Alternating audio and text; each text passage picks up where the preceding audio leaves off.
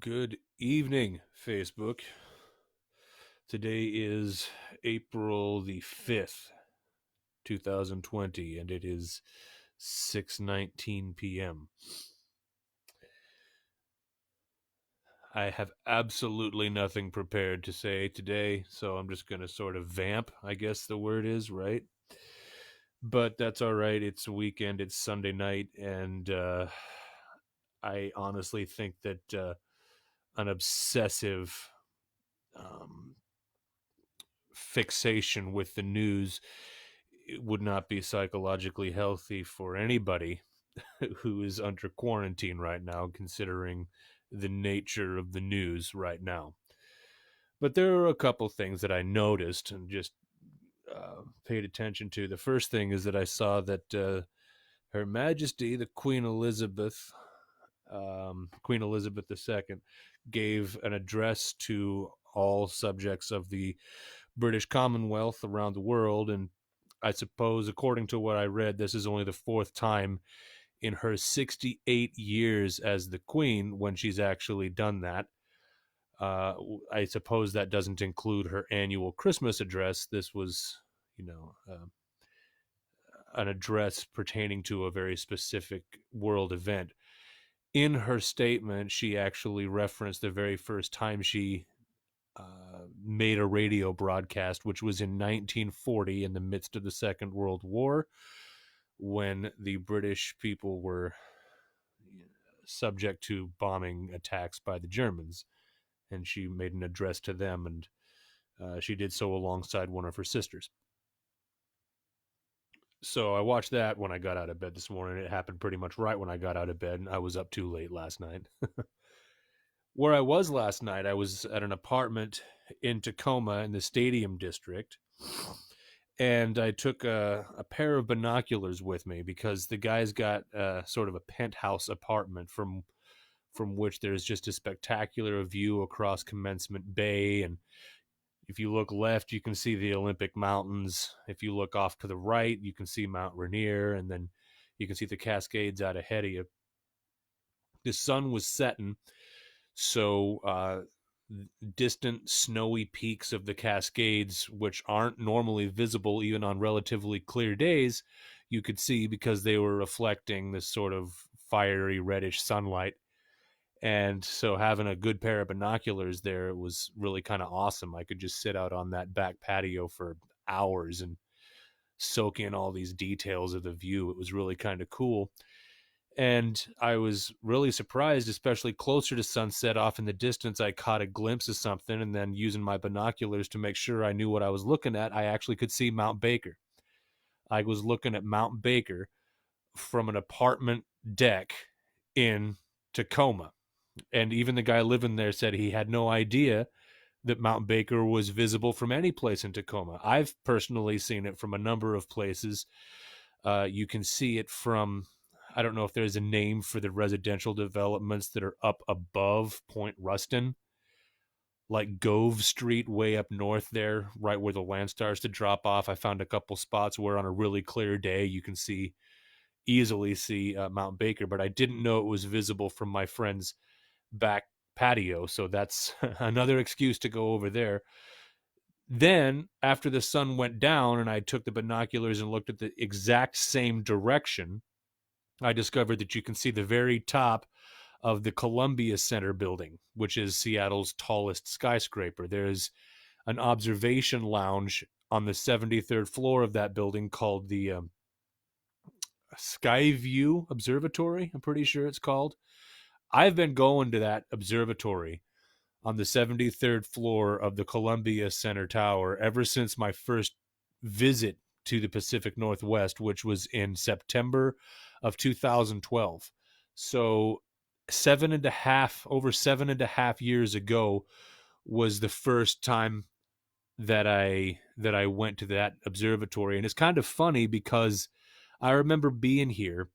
I was here for 10 days, the 7th through the 17th of September of 2012, and I had to split my time of that vacation between a lot of different things. First, I wanted to meet up with a couple musicians with whom I had been in touch online for a couple of years. They saw a YouTube video that I did uh, that did gained some attention, and they, for a couple of years, literally tried to solicit me to join their band. And that's a story for another time. For now, I'll say they were ultimately successful. And my first time jamming with those guys was when I took my first vacation sort of visit to the Pacific Northwest. The very first time I came to Seattle, I jammed with the guys of this band Key of Solomon, who I ended up officially joining, at least for about 6 months before the whole band split up. But so I had to coordinate hanging out and getting acquainted with those guys. I also wanted to visit a former friend of mine who was living out in the Grays Harbor area, and I wanted to explore Seattle on my own. And I like just talking to whoever I can. I feel like it's important to be able to have the ability to just talk to anybody, because there were people who had been living here for years who didn't know that there was this observation deck on the 73rd floor of the Columbia Center Tower. And I, on my first or maybe my third day of visiting this place, was told about it by somebody working at a coffee shop downtown. So I went up there for the first time back then.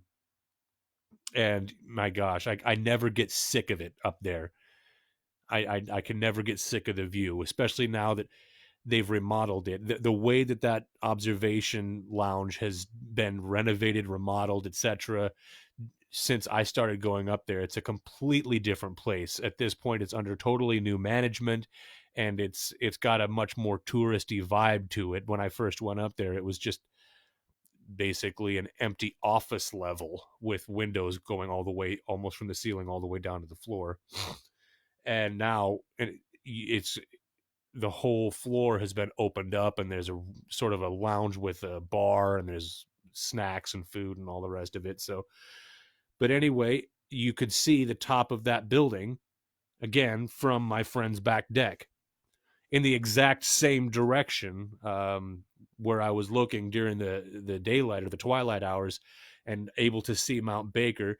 At night, you could see the top, the sort of LED illuminated top of the Columbia Center building change in color and everything. So it was kind of cool to be able to actually see that that apartment, downtown Seattle, and distant Mount Baker made a perfectly straight line all the way from the stadium district of Tacoma through Seattle into Mount Baker is a perfect straight line. So that was a cool thing to be able to see. Anyway, we watched a couple of movies. I think this morning we watched the latest Jay and Silent Bob movie. I didn't like the scene with Ben Affleck. What can I say? It wasn't my thing. Some of it was pretty cool, but I did not like that scene. It kind of killed it for me. What else is going on? Oh yeah, I guess the lockdown is having some measurable effects on our environment. Pollution is dramatically lower. And the first time I noticed that in the news was when people were talking about the levels of air pollution in China having dropped super, super low. Now, the same effects on global air pollution worldwide are noticeably lower. There was an interesting story that I read that people working as seismologists were able to notice and to measure a decrease in the amount of shaking that the Earth is undergoing as a result of human activity. I don't know how to put that into context. It's not that it disappeared completely, but it is measurably lower. I expect that this sort of momentary staying still of human activity, once this is over, air pollution levels are going to go right back to where they were, and we probably won't see any permanent changes where that's involved. I heard a good way of characterizing all this while I was talking to my dad. He said that he heard someone say, and he didn't remember who, but someone said that this whole thing is like the entire human race is holding its breath. And, you can't hold your breath forever. So, well, here in a little bit, about a half hour from now, I'm going to have a video call with my mom, who's living out in Wisconsin, and then I'm just gonna chill. I'm gonna chill, maybe take a nice long walk with Eddie the husky. Who knows? I will most likely be on tomorrow midday or afternoon. Uh, I'm going to get back into looking at news stories and figures and having very specific information to reference, because to me that's really important. And it is also very important to the way that I choose to present how I am seeing this and what this whole experience is like from my point of view. There will also be things to talk about with the band and how we're going to be approaching things in the near and the midterm, in the short term and the midterm. We've got some exciting things coming up, and I can't wait to be able to discuss those things and talk about them more openly with whoever is down to watch these videos that I do. So, with that brief little Sunday night update, I'm just going to say, hey, have a good night, chill, be good to each other.